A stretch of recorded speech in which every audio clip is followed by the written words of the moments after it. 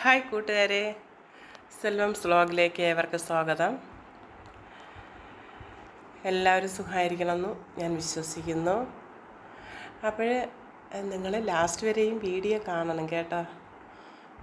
പിന്നെ ഒന്ന് ലൈക്കും കൂടെ ചെയ്യണേ, മറന്നു പോകരുത്.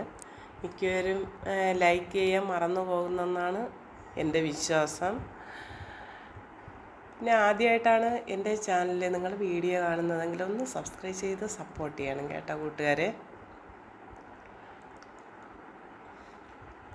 നിങ്ങൾക്കിഷ്ടപ്പെട്ടോ? പീച്ചിങ്ങ,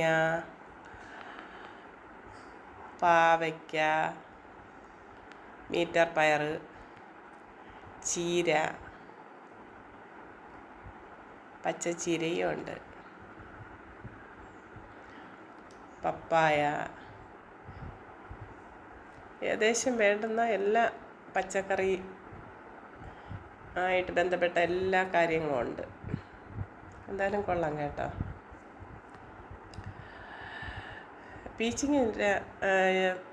പീച്ചിങ്ങ ഞാൻ കഴിച്ചിട്ടില്ല കേട്ടോ. അതിൻ്റെ കൂട്ട് ഞാൻ കഴിച്ചിട്ടില്ല, ഇതുവരെയ്ക്കും കഴിച്ചിട്ടില്ല.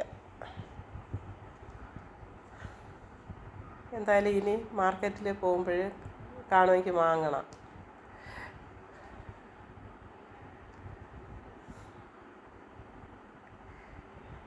കൊള്ളാമോ? നിങ്ങൾക്ക് ഇഷ്ടപ്പെട്ടോ?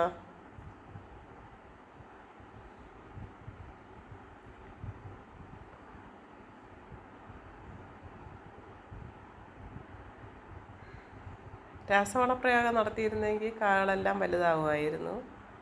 പക്ഷെ അവർ ജൈവ വളപ്രയോഗമേ നടത്തിയിട്ടുള്ളൂ.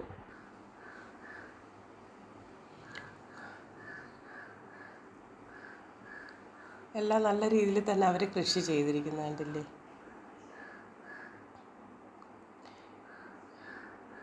പിന്നെ ചീരയുണ്ട്. ഇനി ഇതെന്താണെന്നറിയാമോ? ശംഖുപുഷ്പമാണ് കേട്ടോ.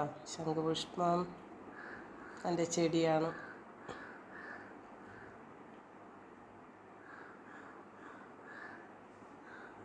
നല്ല രീതിയിൽ തന്നെ പന്തലൊക്കെ ഇട്ട് കൊടുത്ത് നല്ല പരിചരണം കൊടുത്തിട്ടുണ്ട്. അതാണ് നല്ല രീതിയിൽ തന്നെ കാണുമുണ്ട്.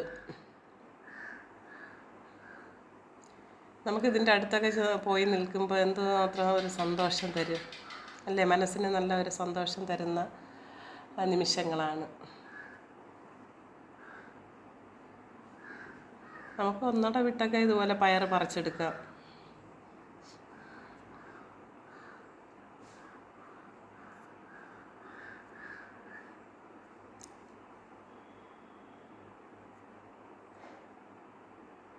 ഞാനും 4-5 പയർ നട്ടിട്ടുണ്ട് കേട്ടോ. ഇതുപോലെ അത് ചെറിയ പയറാണ്. പൂവൊന്നും വരാറായില്ല. ഇപ്പോഴും പടരാൻ തുടങ്ങിയതേ ഉള്ളൂ. എൻ്റെ കൂട്ടുകാർ തന്ന വിത്താണ്.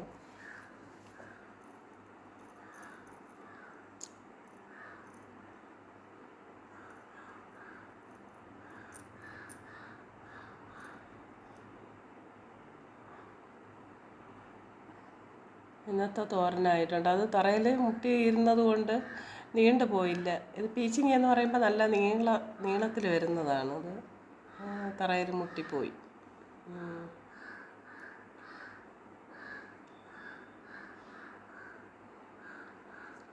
ഒരു തോരന് മെഴുക്ക് പുരട്ടാനുമായിട്ടുണ്ട്. പിന്നെ അതുപോലെ തന്നെ മത്തൻ കണ്ടില്ലേ? എരിശ്ശേരി വയ്ക്കാനാണെങ്കിൽ സൂപ്പർ. മത്തൻ കറി ഉണ്ടെങ്കിൽ പിന്നെ നമുക്ക് മീനിൻ്റെ ചാറും ഉണ്ടെങ്കിൽ പിന്നെ അന്നത്തെ ഭക്ഷണം കുശാലായിട്ടുണ്ട്. ഭയങ്കര ടേസ്റ്റല്ലേ മത്തൻ കറി, എരിശ്ശേരി.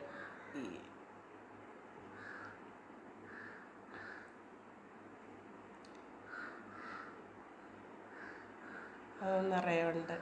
കാളെല്ലാം അടർത്തു. ഇത് രണ്ടാമത് ഇപ്പോഴും പൂവിട്ടതൊക്കെയാണ്. കണ്ടില്ലേ? കാണുമ്പോഴേ അറിയാൻ സാധിക്കും. വലുതായിട്ടില്ല.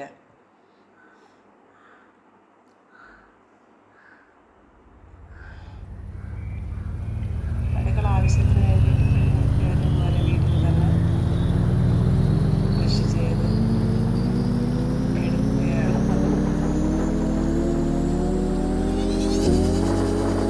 വിഷരഹിത പച്ചക്കറി നമുക്ക് ഉപയോഗിക്കാമല്ലോ. കടയിൽ നിന്ന് വാങ്ങുന്ന എല്ലാം ഒന്നും എന്തൊക്കെയുണ്ട്